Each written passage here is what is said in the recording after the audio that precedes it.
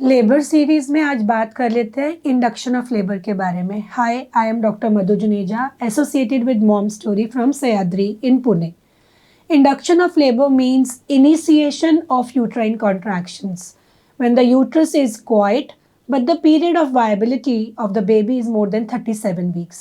मतलब 9 months आ गए हैं और बेबी को डिलीवर करने के लिए डॉक्टर आपको कुछ मेडिसिन से लेबर पेन्स इनिशिएट करते हैं। क्या कारण होंगे जो इसमें फेवरेबल रहेंगे?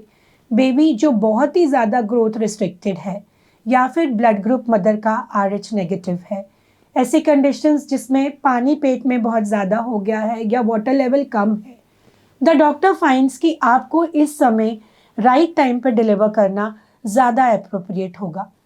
कभी कभी ऐसी कंडीशंस अनफेवरेबल भी हो सकती हैं।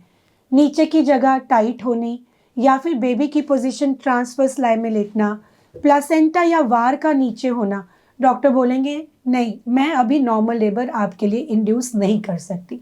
तो आइए जानिए कौन से पेशेंट्स इसके लिए फेवरेबल है। मदर्स जिनकी parity second time third time है वो ज़्यादा फेवरेबल है। एक 15 to 20% ऑफ द पेशेंट्स को लेबर इंड्यूस किया जाता है। अगर हमने राइट कैंडिडेट इसके लिए चूज़ किया है तो ये इंडक्शन सक्सेसफुल होगा। अगर सिर्फ मदर की डिमांड के लिए या अपने कंफर्ट के लिए अगर हम ये डिसीजन लेते हैं, इससे मदर और बेबी दोनों की मॉर्बिडिटी बढ़ती है, सिजेरियन का रेट ज़्यादा हो जाता है। इंड्यूस्ड लेबर के लिए डॉक्टर आपका बिशप स्कोर चेक करेंगे, मतलब बच्चे का सर का पोजीशन हेड डाउन, दूसरी चीज़ वो सर की पोजीशन कितनी नीचे आई है, थैली के मुंह का सॉफ्ट होना यानी कि सर्विक्स का राइपन या फिर डायलेट होना। एक नॉन प्रेग्नेंट यूट्रस में सर्विक्स नाक के जैसा हार्ड है, वाइल एक प्रेग्नेंट यूट्रस में सर्विक्स लिप्स के जैसा सॉफ्ट है जो जल्दी खुल जाएगा।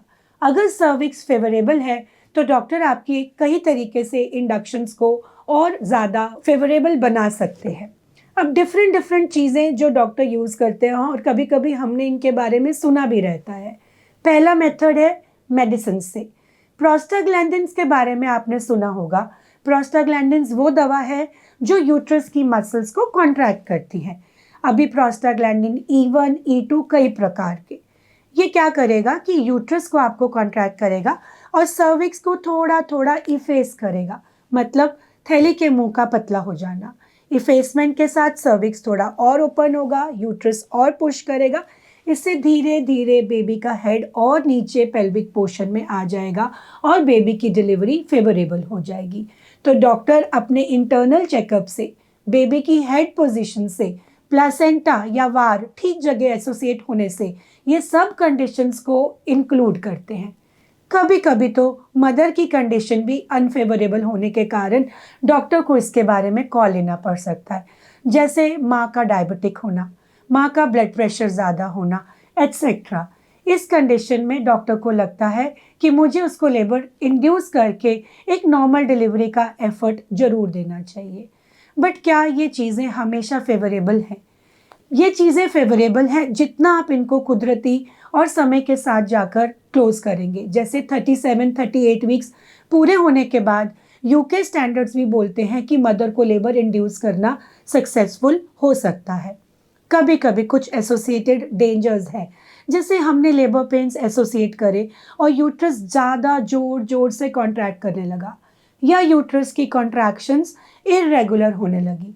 इरेगुलर कॉन्ट्रैक्शंस होने की वजह से बेबी को जिस पोजीशन में स्टेप वाइज नीचे उतरना था पेल्विस में, वो कॉन्ट्रैक्शंस ने उस चीज़ को मैच नहीं किया।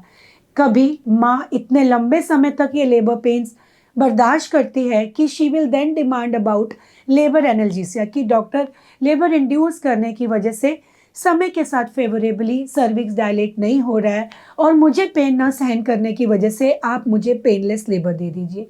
कभी माँ एग्जॉस्ट हो जाती है और एट टाइम्स चीज़ें फेवरेबल ना होके, जैसे कि पेट के अंदर ही ब्लीडिंग हो जाना या थैली का मुंह ना खुलने से डॉक्टर को इमिडिएटली सिजेरियन का कॉल लेना पड़ सकता है। इसमें कभी कभी फीटल हार्ट भी कम हो सकता है। अगर बच्चे की धड़कन किसी भी समय कम हुई, डॉक्टर कहेंगे कि नहीं, माँ और बच्चे दोनों के लिए उचित होगा कि हम डिलीवरी का परिवर्तन अब ऑपरेटिव मेथड में कर लें। कुछ लोग कुछ नेचुरल मेथड्स भी यूज़ करते हैं, जैसे एक्यूपेंक्चर करना, ब्रेस्ट के निपल्स को हैंडल करना 37 वीक्स के बाद, या कैस्टर ऑयल का पीना। कुछ नेचुरल तकनीकें जो हमारे ओल्डन डेज से बनी हुई हैं आज भी 50 to 60% काम कर जाती हैं।